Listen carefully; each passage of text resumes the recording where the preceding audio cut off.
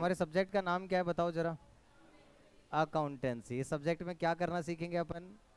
Accounting करना सीखेंगे। Accounting में आईएनजी लगी, दैट इज वर्ब। क्या है ये? एक प्रोसेस जिसका अल्टीमेट ऑब्जेक्टिव क्या है? Decision making. हमें बिजनेस को अच्छे से रन करने के लिए टाइम टू टाइम बेसिस पर क्या लेने पड़ते हैं? कुछ डिसीजंस लेने पड़ते हैं। डिसीजंस लेने पड़ते हैं। और डिसीजन क्या हम हवा में ले लें या कुछ सोच समझ कर लें? सोच समझ कर। सोचने समझने के लिए क्या चाहिए अपने को? इंफॉर्मेशन।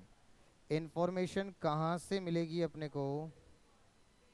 डेटा से। डेटा कहाँ से आएगा? रिकॉर्ड कर कर। तो इसलिए पहले प्रोसेस क्या है? रिकॉर्डिंग। भाई सीरियसली, अब ये बताओ, हमने हजारों ट्रांजेक्शन्स रिकॉर्ड कर ली, बहुत सारे पेजेस भर दिए, क्या कोई कंक्लूजन पर पहुंच पाएंगे? नहीं पहुंच पाएंगे। तो कंक्लूजन पर पहुंचने के लिए हमें कैसी इंफॉर्मेशन चाहिए? समराइज्ड इंफॉर्मेशन चाहिए। और समरी बनाने के लिए पहले डेटा को क्या करना पड़ेगा? आपको क्लासिफाई करना पड़ेगा। क्लासिफिकेशन का मतलब क्या है? Arranging data into a number of groups on the basis of their similarities. है ना? अभी तो तुमने देखा है कि सर बड़े प्यार मोहब्बत से बात करते हैं, समझ रहे हो? कभी कभी सीरियस भी हो जाते हैं। पढ़ाते टाइम यार मैं मेहनत कर रहा हूँ, तुम क्यों नहीं कर रहे हो? मस्ती के टाइम तुम बोलो कि अभी आज नहीं पढ़ना है, मैं नहीं पढ़ाऊंगा। सही बता रहा हूँ। लेकिन जब मैं पढ़ा रहा हूँ उस टाइम पर इधर उधर की बातें नहीं होनी चाहिए। है ना? ऐसी कोई जबरदस्ती नहीं कि आज पढ़ना ही है। अगर मन ना करे 10 मिनट 20 मिनट सर बैठ के बातें करेंगे, गपशप करेंगे, कोई प्रॉब्लम नहीं है और कोई दिक्कत है। तो मैं आपको बता रहा था कि क्लासिफिकेशन का मतलब क्या है? Arranging data into a number of groups on the basis of their similarity. Similarity basis पे डेटा को अरेंज करने को, ग्रुप्स में अरेंज करने को ही क्या कहते हैं? क्लासिफिकेशन या ऑर्गेनाइजेशन ऑफ डेटा। फिर अपन ने बात करी कि जब हम क्लासिफाई कर लेंगे तो क्लासिफिकेशन करने के बाद क्या बन जाएगी? समरी। समरी में क्या क्या बनाएंगे? Trading PNL and balance sheet. क्या क्या बनाएंगे? Trading PNL and balance sheet. Trading PNL account हमें क्या बताता है? Financial performance. Trading PNL account क्या बताता है? Financial performance. और परफॉर्मेंस किसी की भी मेजर करते हैं तो with respect to period measure करते हैं कि आपकी 10th क्लास में परफॉर्मेंस कैसी रही, विराट कोहली की लास्ट सीरीज में परफॉर्मेंस कैसी रही, लास्ट आईपीएल सीजन में परफॉर्मेंस कैसी रही। क्या हुआ? क्यों हंसी आ रही है? हाँ? ठीक है। तो अपन ने कहा कि जब performance always with respect to period होती है, तो यहाँ पर जो ट्रेडिंग पीएनएल अकाउंट बनेगा वो भी पूरे साल के लिए बनेगा या पीरियड के लिए बनेगा? जैसे हम पूरे क्वार्टर में, लास्ट क्वार्टर में कितना प्रॉफिट हुआ या लॉस हुआ, या लास्ट ईयर कितना प्रॉफिट हुआ या लॉस हुआ। बैलेंस शीट क्या बताता है? Financial position. मैं आपसे पूछूं आपकी 10th क्लास में क्या पोजीशन आई, तो आपको याद आएगा रिजल्ट वाला दिन। अभी आया नहीं है, आएगा। ठीक है। तो हमने कहा बैलेंस शीट कब बनती है? एक पर्टिकुलर डेट को। देखो ट्रेडिंग पीएनएल अकाउंट क्या बताता है? पूरे साल में कितना प्रॉफिट हुआ या कितना लॉस हुआ। जबकि आपके पास में बैलेंस शीट आपको क्या बता रहा है कि इस दिन, जिस दिन हम बैलेंस शीट बना रहे हैं उस दिन हमारे पास कितना कैश है, कितने के फर्नीचर, कितनी वैल्यू का फर्नीचर है, कितनी वैल्यू की मशीन है, हमने टोटल बिजनेस में कितना पैसा इन्वेस्ट कर रखा है, कितने लोगों से पैसा लेना है, डेटर्स कितने हैं, क्रेडिटर्स कितने हैं। ये पोजीशन बताता है अपने को। क्या ये बात समझ में आ गई? क्लियर है? तो अपन ने ये कहा कि ये फाइनेंशियल पोजीशन बताता है और इस समरी के बेसिस पे अपन क्या ले लेते हैं? डिसीजंस ले लेते हैं। ये प्रोसेस सबको क्लियर है? फिर हमने कहा ऑब्जेक्टिव्स क्या है अकाउंटिंग के? हमने कहा सिस्टमेटिक रिकॉर्ड रखना बिजनेस ट्रांजेक्शन्स का पहला objective, that is systematic recording of business transactions. ताकि अपने को क्या पता चल जाए? नेट प्रॉफिट कितना हुआ, नेट लॉस कितना हुआ, ये हमें पता चल जाए। लेकिन क्या हमारा ऑब्जेक्टिव नेट प्रॉफिट या नेट लॉस निकालना है? नहीं। हम तो उनके पीछे के रीजंस को जानना चाहते हैं कि प्रॉफिट हो रहा है तो क्यों हो रहा है, लॉस हो रहा है तो क्यों हो रहा है, ताकि हम उस प्रॉफिट को और मैक्सिमाइज कर सकें और लॉस को मिनिमाइज किया जा सके। बात समझ में आ गई? ठीक है, यहां तक बात समझ में आ गई। अब उसके बाद मैंने आपको एक एग्जाम्पल लेकर चीजें समझाई। क्या एग्जाम्पल लिया मैंने? कि इंस्टीट्यूट के अंदर हम 9 to 12 और सीए फाउंडेशन काफ़ी क्लासेस चला रहे हैं, तो हमारे पास बहुत बच्चे हैं और उसमें फीस आती रहती होगी डेली बेसिस पे किसी न किसी की। तो क्या करता हूँ, एक रजिस्टर के अंदर मैं फीस लिख लेता हूँ कि आज किस किस बच्चे ने कितना कितना अमाउंट डिपॉजिट करवाया। अब इसको मैं किस सीक्वेंस में लिखूंगा बताओ? जहां पेज खुल जाएगा रजिस्टर का वहीं लिख दूंगा या कुछ ऑर्डर में लिखूंगा? ऑर्डर में लिखेंगे, किसके में, टाइम के ऑर्डर में, डेट वाइज लिखूंगा। और टाइम के ऑर्डर में लिखने को ही क्या कहते हैं, क्रोनोलॉजिकल ऑर्डर में लिखना। बात समझ में आ गई, क्रोनोलॉजिकल ऑर्डर में लिख लेंगे। अब अपन ने ऐसे भरते भरते ना, ऐसे लिखते लिखते पूरा रजिस्टर भर गया, एक रजिस्टर भर गया, दो रजिस्टर भर गया। अब बच्चे ने पूछ लिया, प्रियल ने पूछ लिया कि मेरी फी का बैलेंस कितना है ईयर के एंड पर, तो क्या मैं बता पाऊंगा या मुझे टाइम लगेगा बताने में? टाइम लगेगा, एक एक पेज पर देखना पड़ेगा प्रियल की फीस कब कब आई है। और ऐसे में कुछ हो सकता है कि गड़बड़ हो जाए। अगर प्रियल की 5000 बैलेंस और मैंने 8000 बता दी तो भी मुझे बदनाम करेगी, और अगर 5000 की जगह 2000 बता दिए तो भी मुझे बदनाम करेगी। दोनों ही केस में मेरा नुकसान होगा, मैं डिसीजंस नहीं ले पाऊंगा, बच्चों को रिमाइंडर नहीं दे पाऊंगा टाइम टू टाइम बेसिस पे कि भाई अपनी अपनी फीस डिपॉजिट कराइए, तो ये प्रॉब्लम रहेगी। ठीक,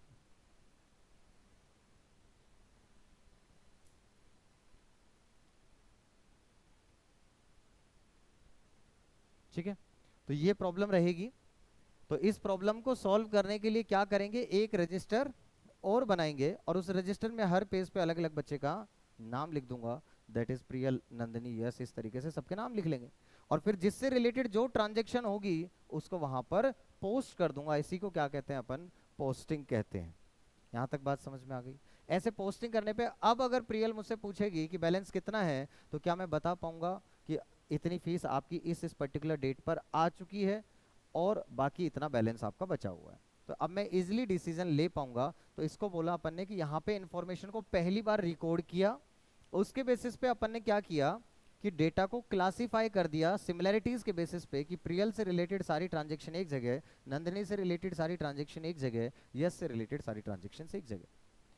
बात समझ में आ गई? तो ये था रिकॉर्डिंग का प्रोसेस, ये था क्लासिफिकेशन, और बाद में मैं समरी बना सकता हूँ कि किसकी फीस कितनी आ चुकी है या कितनी फीस बाकी है, बैलेंस कितनी फीस है। तो समरी बनाने के बेसिस पे मैं डिसीजन ले सकता हूँ, बच्चों को रिमाइंडर दे सकता हूँ कि भाई आपकी फीस पेंडिंग है, आप फीस डिपॉजिट करवाइए। बात समझ में आई? इस तरीके से डिसीजन मेकिंग में हेल्प होगी। फिर मैंने आपको बताया कि ऐसी बुक, फिर मैंने आपको बताया कि ऐसी बुक या ऐसा रजिस्टर, ऐसी बुक या ऐसा रजिस्टर या ऐसा प्लेस जहां पर हम ट्रांजैक्शंस को फर्स्ट टाइम रिकॉर्ड करते हैं, उस बुक, उस प्लेस, उस रजिस्टर को क्या कहते हैं, जर्नल कहते हैं।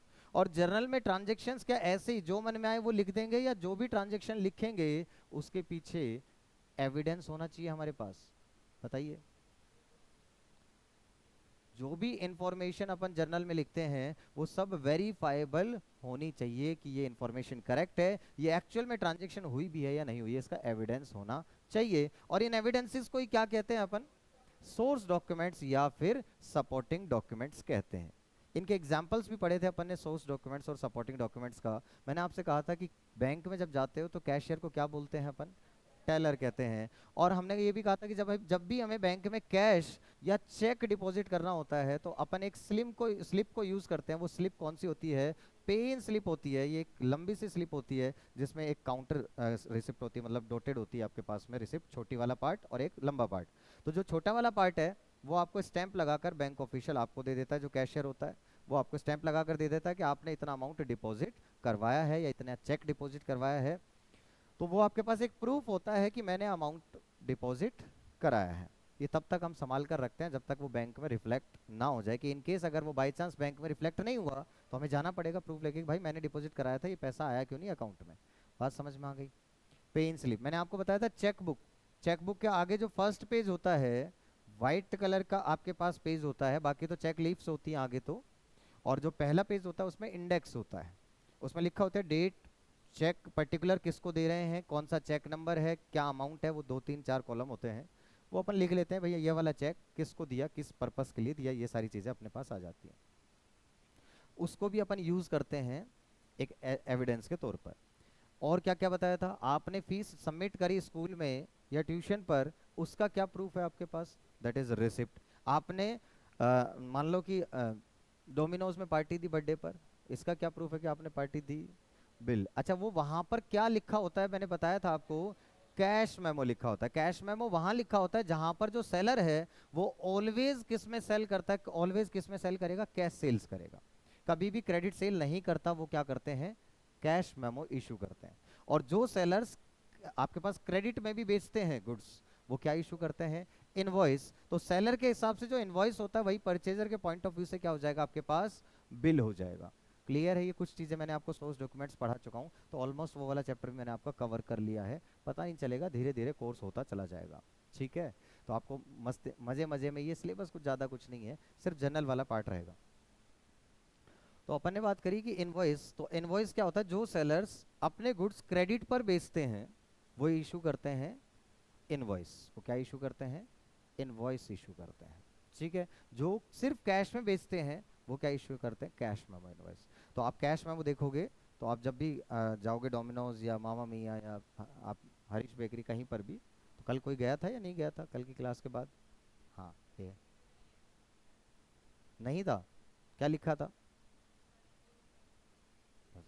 वैसे देखा करो, ज़्यादातर बिल में आपको कैश मेमो देखने को मिलेगा। ठीक है, तो जो सिर्फ कैश में सेल्स करते हैं उनके ऊपर लिखा होता है, जनरली कैश मेमो लिखा होता है। ठीक है, तो इन सब चीज़ों के प्रूफ्स भी देखेंगे अपन।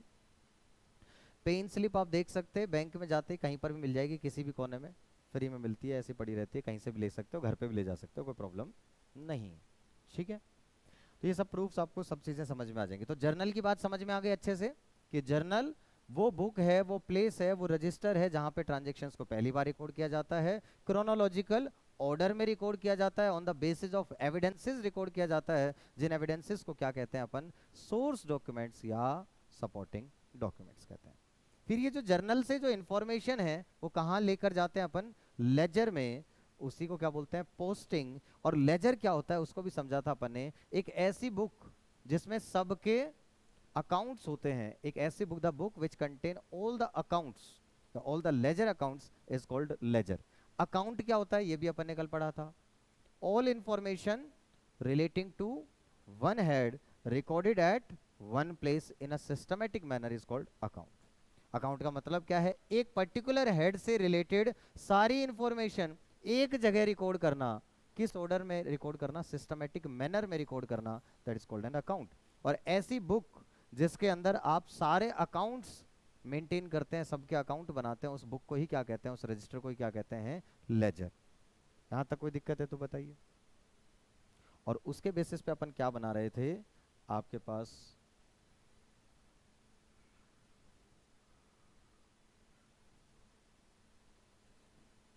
ठीक, तो अपन ये पढ़ा था, सबसे पहले क्या करते हैं? जर्नल, फिर उसके बाद क्या बनाते हैं? लेजर।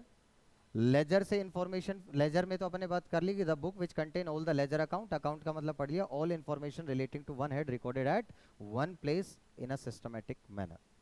फिर बात आई कि लेजर के बाद क्या बनेगा? Trial balance. और ट्रायल बैलेंस के बाद क्या बनेगा आपके पास? Financial statements. फाइनेंशियल स्टेटमेंट्स का मतलब क्या बनाएंगे? Trading PNL account and balance sheet. तो ऑब्जेक्टिव तो हमारा यही है कि हमें क्या बनाना सीखना है? ट्रेडिंग पीएनएल और बैलेंस शीट बनाना सीखना है। अब इसको बनाने के लिए पहले अपने को जर्नल आना चाहिए, फिर अपने को लेजर आना चाहिए, फिर ट्रायल बैलेंस बनाना, और उसके बाद हम समझेंगे। तो जो हमारे लास्ट दो चैप्टर्स हैं वो कौन कौन से हैं? Financial statements with adjustment and financial statements without adjustments. क्या है, नींद क्यों आ रही है? इतना बोरिंग पढ़ाता हूँ मैं? बता दो अगर बोरिंग पढ़ा रहा हूँ। ठीक है, रिपीटेशन करता रहूँगा जब तक परेशान नहीं हो जाओगे। अभी तो कुछ भी नहीं किया है ना, चाहते हुए बच्चा कहेगा कि मेरे को आता है सर, रहने दो मत बताओ। ठीक है, देखो मेरे लिए तो आसान काम है अगर मैं रिवाइज ना कराऊं, मेरी मेहनत कम होगी, लेकिन आपको फिर है ना लॉन्ग टर्म में चीज़ें याद नहीं होंगी। अभी आपको लग रहा है कि हमें आ गया, फिर आप घर पे उतना पढ़ोगे नहीं, रिवाइज करोगे नहीं, ना चाहते हुए भी आपको ये लगेगा हम घर पे पढ़ ही नहीं रहे सर, फिर भी हमें सब कुछ आता है। तो वो ट्यूशन आने का फ़ायदा है, यही तो बेनिफिट है कि ट्यूशन क्यों आते हैं, कि भाई घर पे ना भी पढ़ रहे हैं तो भी समझ में आ जाए कि हाँ कुछ तो आ ही रहा है, इतना परसेंट तो हमें तब भी याद हो गया। तो यही चीज़ है कि ये करने से रेगुलर रिवीजन बच्चा नहीं कर सकता, इसलिए टीचर को करवाना पड़ता है। यहाँ तक कोई दिक्कत है तो बताओ। ये प्रोसेस समझ में आ गया पूरा का पूरा? अकाउंटिंग प्रोसेस क्लियर है आपको? फाइनेंशियल स्टेटमेंट्स बनाना है, लास्ट के दो चैप्टर जो है financial statement with adjustment without adjustment, ये अपने को बनाना सीखना पड़ेगा कि अपन फाइनेंशियल स्टेटमेंट्स कैसे बनाते हैं, ये अपने को सीखना पड़ेगा। ठीक है, और यही सीखने के लिए अपन प्रोसेस अभी स्टार्ट कर रहे हैं। कल फिर अपन ने एक चीज और स्टार्ट करी थी, अकाउंटिंग टर्मिनोलॉजी। हमने कहा था टर्मिनोलॉजी का मतलब क्या होता है? Group of terms. हमने कहा जब भी हम कोई स्पेसिफिक सब्जेक्ट पढ़ते हैं तो हमारे सामने क्या आएंगे? कुछ स्पेसिफिक टर्म्स आती हैं उस सब्जेक्ट में, जब भी हम कोई स्पेसिफिक सब्जेक्ट पढ़ते हैं तो उस सब्जेक्ट में कुछ स्पेसिफिक टर्म्स आती हैं जिनका उस सब्जेक्ट के हिसाब से कुछ स्पेसिफिक मीनिंग होता है। ऐसे टर्म्स के कलेक्शन को अपन क्या कहते हैं? टर्मिनोलॉजी। ऐसे ही जब हम अकाउंट्स पढ़ेंगे तो अकाउंट्स में भी कुछ स्पेसिफिक टर्म्स आएंगी जिनका अकाउंट्स के हिसाब से कुछ स्पेसिफिक मीनिंग होगा। ऐसे टर्म्स के कलेक्शन को क्या कहेंगे? Accounting terminology. क्लियर यहाँ तक? पहली टर्म पढ़ना स्टार्ट करी थी अपन ने, इंपॉर्टेंट टर्म है एसेट। तो अपन ने कहा एसेट्स हैं क्या? ये बच्चे से पूछोगे ना, 12th क्लास के स्टूडेंट से आप पूछ के देखना कि एसेट्स क्या होते हैं, भैया दीदी जो भी पूछो आप किसी से, तो पूछ के देखना, तो वो आपको बताएंगे कैश, वो आपको बताएंगे मशीन, फर्नीचर, बिल्डिंग, ये बताएंगे। मैं आपसे पूछूं गाड़ी क्या होती है, आप कहोगे सर स्कॉर्पियो, फॉर्च्यूनर, है ना, फॉर्च्यूनर, है ना, क्रेटा, आप कह सकते हो डिजायर, है ना, कुछ भी। तो बताओ, मैंने पूछा गाड़ी क्या होती है, आपने क्या एग्जाम्पल दिए? नाम बता दिए, ये कंपनी बनाती है, आपने ये नहीं एक्सप्लेन किया कि गाड़ी होती क्या है। तो इसी तरीके से 99.99% बच्चा यही कहता है, जब एसेट पूछा जाता है तो पहला आंसर निकल कर आता है सर कैश, पहला आंसर। तो ये चीज आपको ध्यान रखनी है कि जब भी कोई एसेट पूछे तो हमें एसेट को डिफाइन करना है ना, कि एसेट के एग्जाम्पल बताने हैं। क्लियर है? तो हमने कहा एसेट्स क्या है? Assets are the resources. Resource का मतलब क्या होता है? हर चीज रिसोर्स है। रिसोर्स टेंजिबल भी हो सकती है और रिसोर्स इनटेंजिबल भी हो सकती है। टेंजिबल का मतलब जिसको अपन टच कर सकते हो, जिसको अपन देख सकते हो, और इंटेंजिबल का मतलब जिसको अपन टच नहीं कर सकते हो, देख नहीं सकते हो, ओनली फील किया जा सकता हो। और इसमें तो आपको पता ही है, पेटेंट्स, ट्रेडमार्क, कॉपीराइट्स, ये इसके एग्जांपल्स होते हैं इंटेंजिबल में। कॉपीराइट क्या होता है? कॉपीराइट क्या होता है? यस, अगर मैंने कोई बुक लिखी, दूसरा उस बुक को कॉपी ना करे, इसके लिए मैं कॉपीराइट ले सकता हूँ। ट्रेडमार्क क्या होता है? यस, लोगो को कॉपी नहीं कर सकते। एप्पल का जो लोगो है, क्या मैं यूज कर सकता हूँ? नहीं कर सकता हूँ। उसको ट्रेडमार्क लेना बोलते हैं। जो जो ट्रेडमार्क जिसने ले रखे हैं, उसके अलावा कोई और दूसरा पर्सन वो लोगो यूज नहीं कर सकता। और तीसरी चीज आती है आपके पास पेटेंट। पेटेंट्स क्या होते हैं? यस, कोई टेक्नोलॉजी, कोई टेक्नोलॉजी अगर कोई डेवलप करता है, हाउ टू प्रोड्यूस समथिंग, मतलब कोई टेक्नोलॉजी, कोई टेक्निक ऑफ प्रोडक्शन है, अब उस टेक्नोलॉजी को कोई दूसरा कॉपी ना करे, तो उसके लिए वो पेटेंट लेते हैं अपनी अपनी टेक्नोलॉजी का। जैसे कोरोना वैक्सीन बनाई, तो वैक्सीन जिस कंपनी ने बनाई उसने अपना पेटेंट ले लिया कि ये तो हम बना रहे हैं, दूसरा इसका वो नहीं प्रोड्यूस करेगा, मतलब वो दूसरा अपने हिसाब से बनाएगा, वो अलग है, बट सेम प्रोसेस से वो सेम चीज नहीं बना सकता, है ना, वो पेटेंट होता है। तो टेक्नोलॉजी के लिए क्या लिया जाता है कि दूसरे लोग टेक्नोलॉजी को कॉपी ना करें, दैट इज पेटेंट। दूसरे लोग हमारे ऑथर जो हम राइटिंग वर्क है उसको कॉपी ना करें, कॉपीराइट। और दूसरे लोग जो है हमारे आपके लोगों को कॉपी ना करें, दैट इज ट्रेडमार्क। ठीक है? ये तीनों ही क्या है?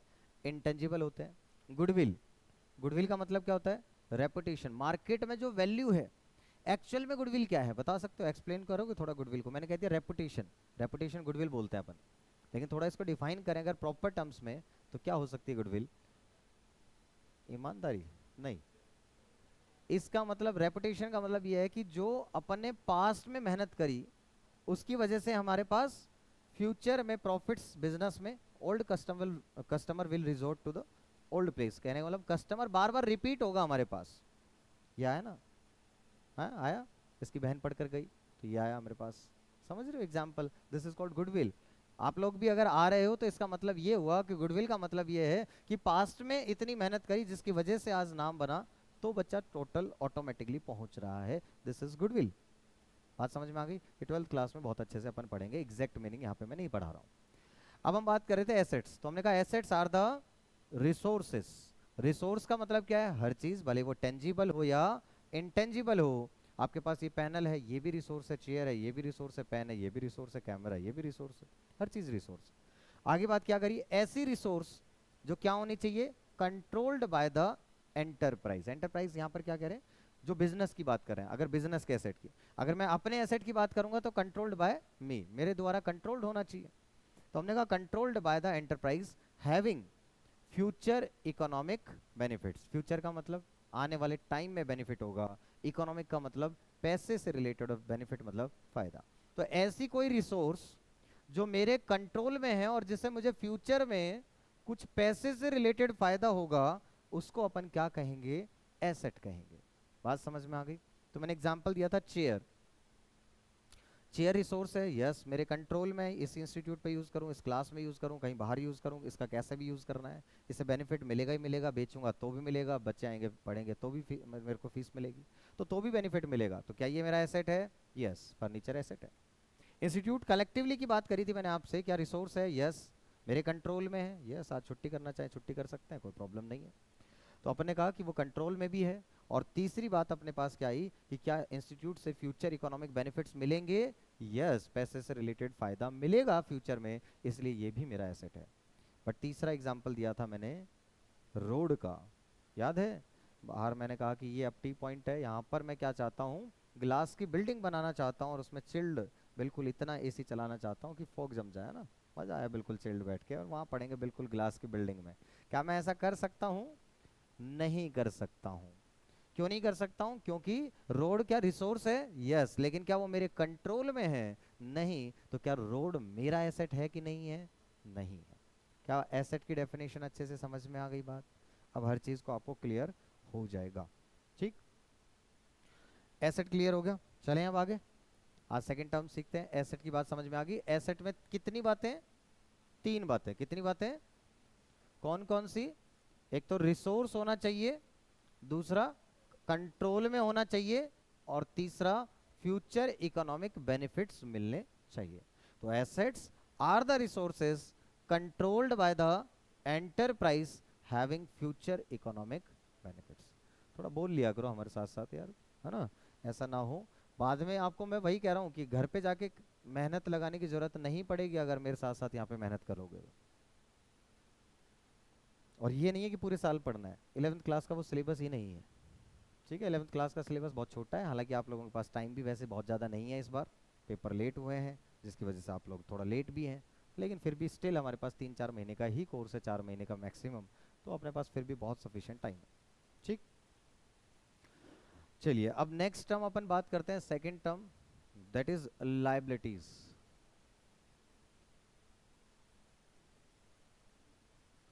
ये इंपॉर्टेंट टर्म्स हैं, assets and liabilities, commerce student के लिए तो यही है, जिंदगी भर यही सुनना है, एसेट और लाइबिलिटी। अपन ने बात करी लाइबिलिटीज। लाइबिलिटी मींस, लाइबिलिटी का मतलब क्या होगा? Present obligation,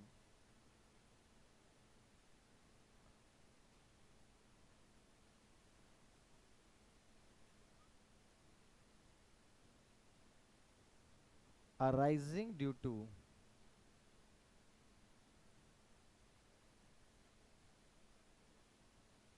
past efforts. Liability means present obligation arising due to past efforts which is expected to result in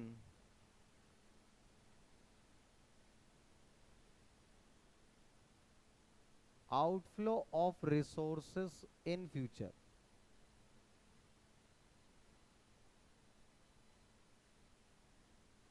Which is expected to result in outflow of resources in future.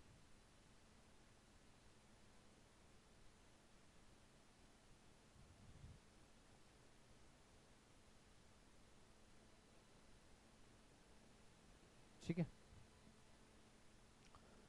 इसमें भी तीन term आई आपके पास। पहली term है present obligation, दूसरी term है past efforts, और तीसरी चीज है outflow of resources in future. ठीक है, this is outflow of resources in future. ठीक है, तो इसमें भी तीन बातें हैं, जैसे एसेट्स में तीन बातें थी, ऐसी लाइबिलिटी में भी तीन बातें हैं। प्रेजेंट का मतलब क्या होता है? अभी। और ऑब्लिगेशन का मतलब क्या होती है? रेस्पॉन्सिबिलिटी या जिम्मेदारी। बात एक ही है, ऑब्लिगेशन रेस्पॉन्सिबिलिटी है या जिम्मेदारी है। तो ये मेरी आज जिम्मेदारी है, आज रेस्पॉन्सिबिलिटी है। ये रेस्पॉन्सिबिलिटी आज क्यों बनी?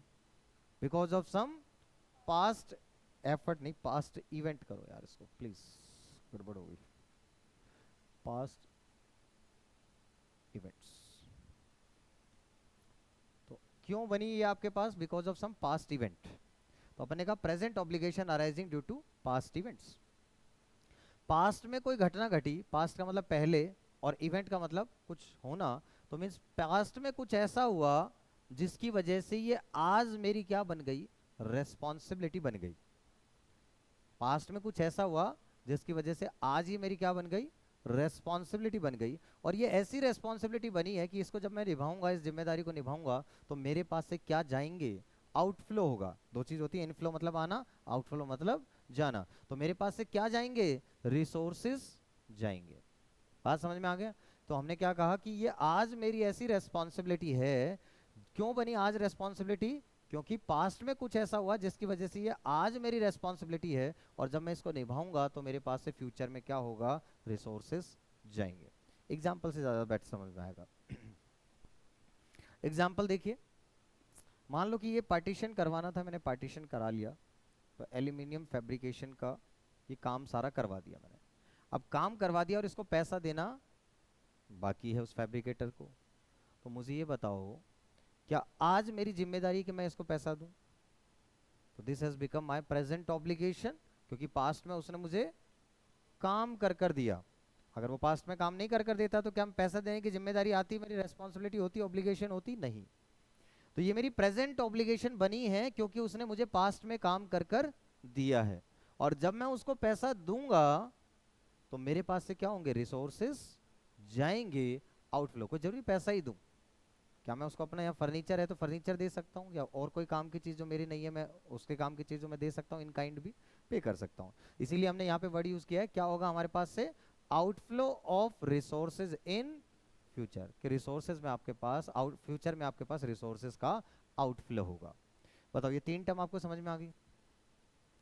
और सोचो, एचडीएफसी से लोन ले लिया, सोचो आप एचडीएफसी से लोन ले लिया, तो एचडीएफसी वालों ने हमें लोन दिया, तो क्या ये आज मेरी जिम्मेदारी है कि इस लोन को मैं वापस करूं? बात समझ में आ गई? हाँ, पीरियड ऑफ टाइम में मतलब ऑब्लिगेशन बन गई कि इसको मुझे वापस करना पड़ेगा, जब जब डिमांड करेंगे तब तब इंस्टॉलमेंट्स में।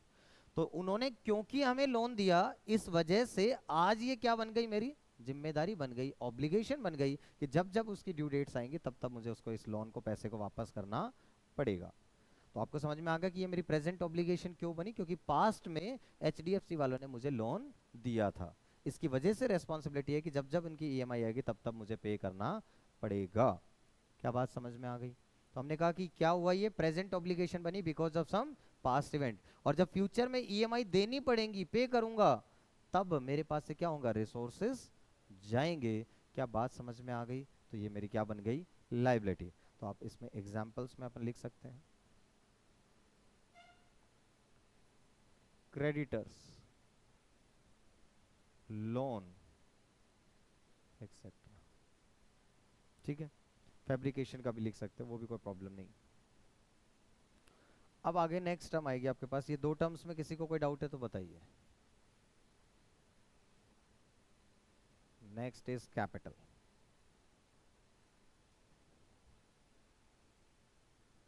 क्या बात है, नींद क्यों आ रही है आज आपको? हाँ, रात को सोए नहीं? अब तो मैंने सुना छुट्टियां पड़ गई सभी स्कूल्स की, गवर्नमेंट ऑर्डर्स आए तो कल। हाँ, कल से मतलब पड़ गई ना, आज मतलब अनाउंसमेंट आ गई ना। अनाउंसमेंट आते दिल में तसल्ली आ जाती है कि अच्छा कल से तो जाना ही नहीं है। ऑनलाइन अटेंड कौन करता है? ऑनलाइन तो स्कूल वालों के लिए भी फॉर्मेलिटी है, फीस लेने का एक बहाना कि हम चला रहे हैं, और स्टूडेंट्स के तो है ही मौज।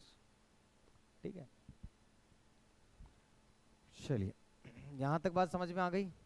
कैपिटल की बात करें, कैपिटल का मतलब क्या होता है? इन्वेस्टमेंट, पूंजी जिसको अपन कहते हैं हिंदी में, कि जितना पैसा बिजनेस में ओनर ने लगा रखा है उसी को क्या कहते हैं? कैपिटल कहते हैं। तो मैंने अगर इंस्टीट्यूट में 20 लाख रुपए इन्वेस्ट कर रखे हैं तो इसी को क्या कहेंगे? कि दिस इज माय कैपिटल। मैंने बिजनेस में कितना इन्वेस्ट कर रखा है, कैपिटल। तो इसको लिखेंगे amount invested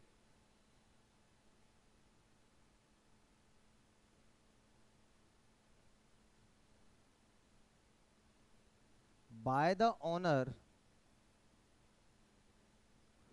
in the business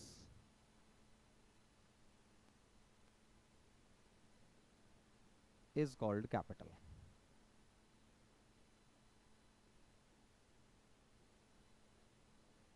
Amount invested by the owner in the business is called capital. जितना भी पैसा ओनर ने बिजनेस में इन्वेस्ट कर रखा है उसी को क्या कहते हैं अपन? कैपिटल कहते हैं। अब इस पे एक दो सवाल हैं, वो आप बताइएगा मुझे। मैंने बिजनेस में कैश लगाया, वो कैपिटल है। मान लो कि एसी की जरूरत थी, एसी मेरे पास घर पर रखा था, वो एसी में ले आया और मैंने यहाँ लगा दिया, क्या ये भी कैपिटल है? यस।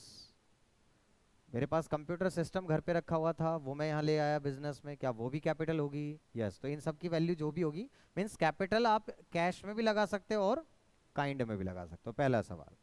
दूसरा सवाल ये बताओ, जो मैंने जब इंस्टीट्यूट स्टार्ट किया था तब जितना पैसा लगाया था, क्या वही कैपिटल है, या मैं आज घर से कुछ भी लेकर आकर लगाऊं वो भी कैपिटल है?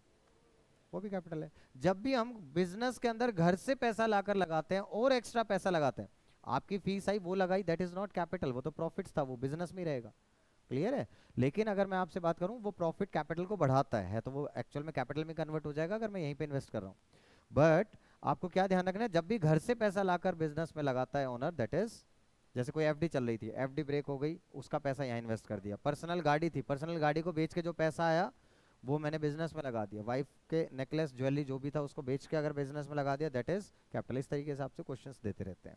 आपको बात समझ में आ गई? तो ऐसा जरूरी नहीं है कि स्टार्टिंग में लगाया वही कैपिटल है। क्या कैपिटल कभी भी लगाई जा सकती है बीच में भी? यस। जो भी ओनर घर से लेकर आता है और बिजनेस में लगाता है, दैट इज कॉल्ड कैपिटल। कोई डाउट यहां तक? अगली टर्म है ड्राइंग्स।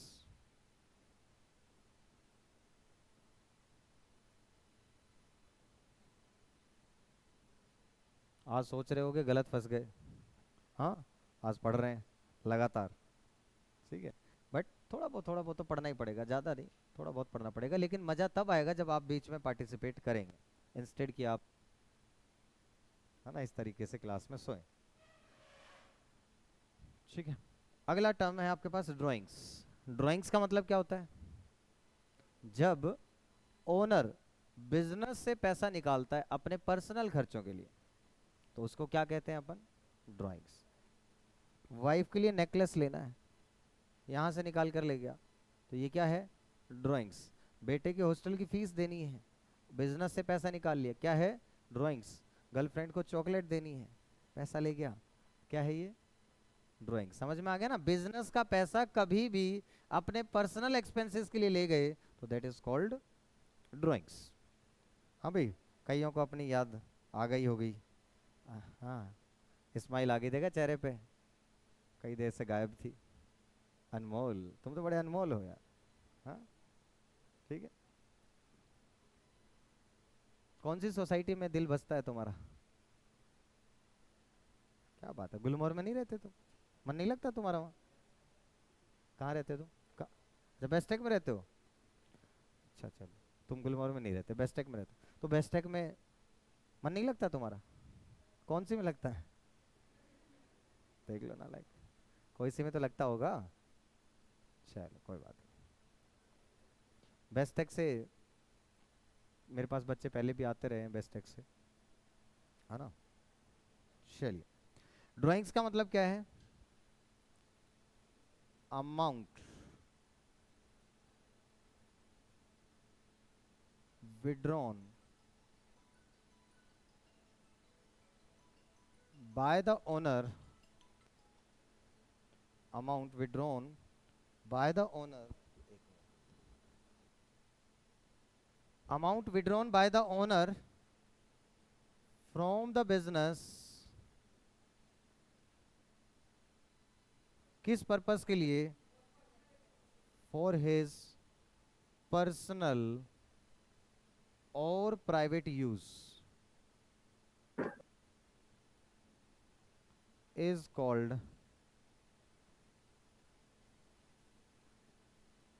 ड्राइंग्स। चाहे फिर ये आपके पास कैश में विड्रॉ करे, चाहे वो गुड्स में विड्रॉ करे, बात समझ में आ गई ना। इवन अगर बिस्किट बनाने की मेरी फैक्ट्री है और मुझे डेली घर पे बिस्किट चाहिए होंगे, तो मैं अगर अपनी फैक्ट्री से ही बिस्किट ले जाऊं तो क्या ये भी ड्राइंग्स होगी? यस। तो ड्राइंग्स इन कैश भी हो सकती है और ड्राइंग्स इन गुड्स भी हो सकती है। फिलहाल आप लोग थोड़ा करिए। बाय।